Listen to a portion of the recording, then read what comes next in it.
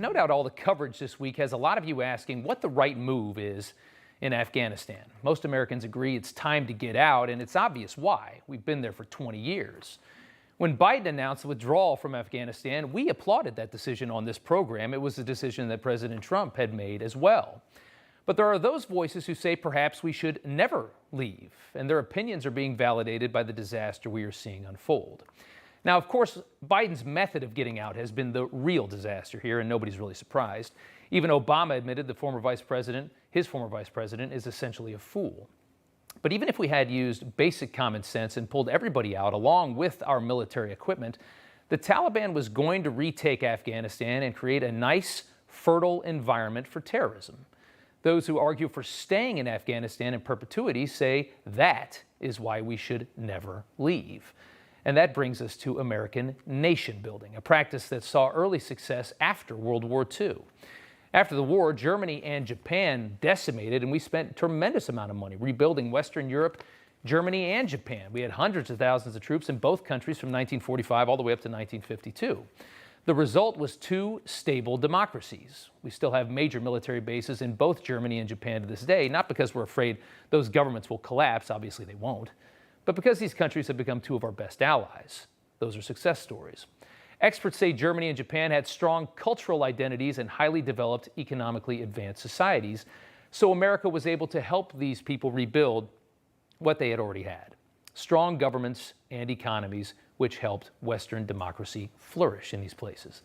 And this set us off nation building around the globe after that, in Latin America, Africa, and Eastern Europe, all around the world. And what we found was it's not nearly as easy as we thought. We were in Vietnam for 16 years trying to stop the spread of communism. We've all seen the video of helicopters evacuating U.S. personnel from the rooftop of our embassy in Saigon. An embarrassing end to that war, and very similar to last week in Afghanistan, another huge embarrassment for this country. We turn to Iraq and Afghanistan now. The democratic government in Iraq is still hanging on, believe it or not, despite constant fighting between different ethnic groups. Still not a place you'd want to live. But Iraq had a history of a strong central government, even if it was under a dictator like Saddam Hussein. That's why they say sometimes you don't get rid of these guys because what comes next is worse. That's something Afghanistan, though, a strong central government, hasn't had in a long time. Since the Soviets took over the country in the late 1970s, that country has been in a constant state of war. Different tribes and groups fighting against the Russians and fighting against each other, and that's what led to the rise of the Taliban in 1996. They were the biggest bullies in the schoolyard, funded by Pakistan, and they took over. Afghanistan is not a sophisticated nation. A sophisticated government there, it appears, is destined to fail. Since 2001, we've invested close to $3 trillion into that country. Our troops gave the people, and women and girls in particular, 2 decades of freedom, only to see it come to an end in almost no time at all. The Taliban right now destroying girls' schools. Women have no purpose other than to keep a home for a man under the Taliban. Fighters are forcing women to be sex slaves. Try to wear anything but a full-body burqa, just a little inch for your eyes, and you'll be flogged by the Taliban, if not worse. The people that we're dealing with here, the Taliban, are Neanderthals, and they have billions of dollars of your tax money in American equipment, American military equipment, including Black Hawk helicopters, which they won't hesitate to use on their own people, and of course any Americans that will no doubt be left behind. But the real question wasn't about staying or leaving, as Joe Biden wants you to think it is, as they try to obfuscate all this. The American people were clear. More than 63% of the country wanted to leave Afghanistan. But the method of handling this has been beyond pathetic. The sissies handling this at the White House have embarrassed this country within an inch of its life. They're simply letting the Taliban call all the shots. The spokesman today saying they're no longer going to let Afghans evacuate. We are asking the Americans, change your policy and please don't encourage Afghans to leave. So that's it. Now you can't even leave if you want to if the Taliban gets their way. Yesterday, the Taliban warned us about staying past August 31st. That's the deadline. And they said, you want to stay any longer, it's going to be big trouble. Our president, as expected, says he intends to comply. We are currently on a pace to finish by August the 31st. I've asked the Pentagon and the State Department for contingency plans to adjust the timetable should that become necessary.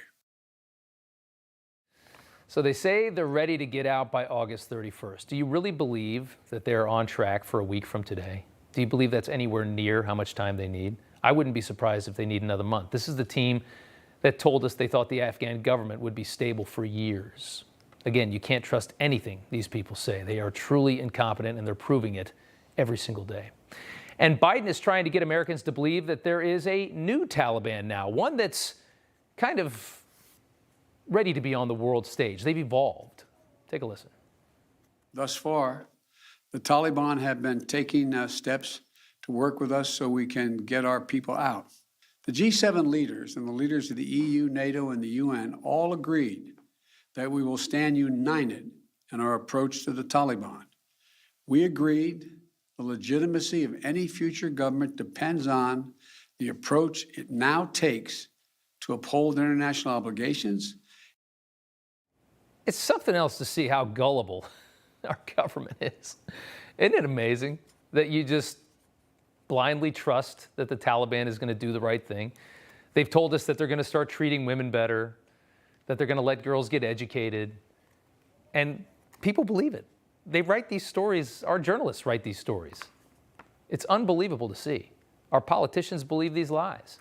Can you imagine buying anything that these people tell you? Of course they're not going to do these things. Of course they're going to say that so that we get the hell out and then they can go back to doing the terrible things they were before, and also harboring terrorism and probably trying to bring it back here to the United States.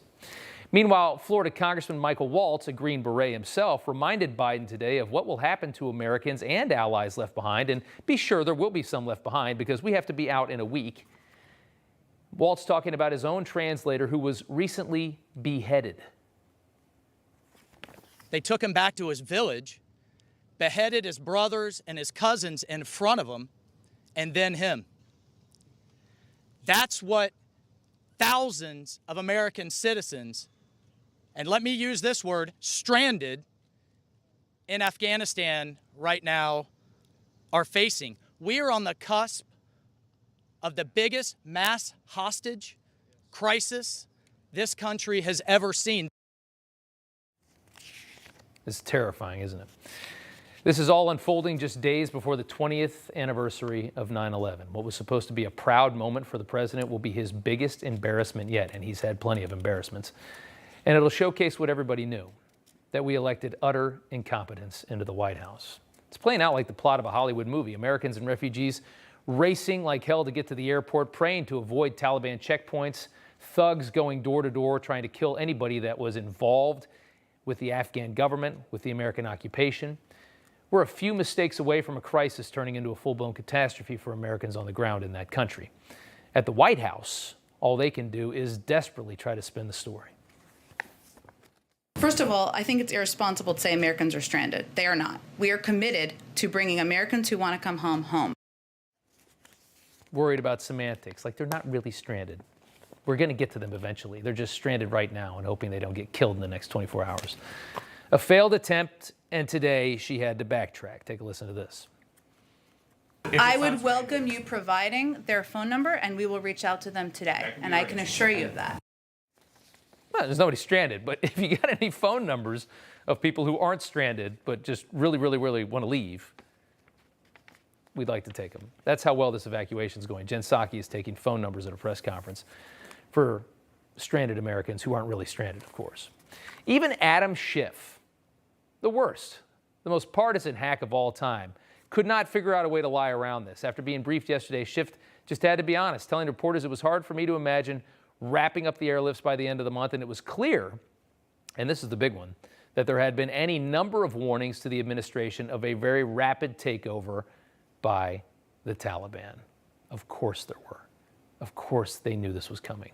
The question is, why did they continue on in this manner? Maybe they thought they had no choice. The magnitude of this failure is astonishing, and maybe the biggest sign of all, and we knew it was coming. We showed you numbers last night that showed them at around 50%, and we said, just wait. Well, here it is. The latest USA Today poll, this blew me away this morning. Approval rating at just 41% from USA Today and Suffolk University. That number, if you remember, was closer to 60% at the beginning of the term. Hey, I'm Rob Finnerty. Thanks for watching. If you enjoyed this video, please join the conversation in the comments below. Don't forget to subscribe, too. Hit the bell icon to be alerted to breaking news. And remember, there's a whole lot more on Newsmax TV, America's fastest growing cable news network. Newsmax TV, we're real news for real people.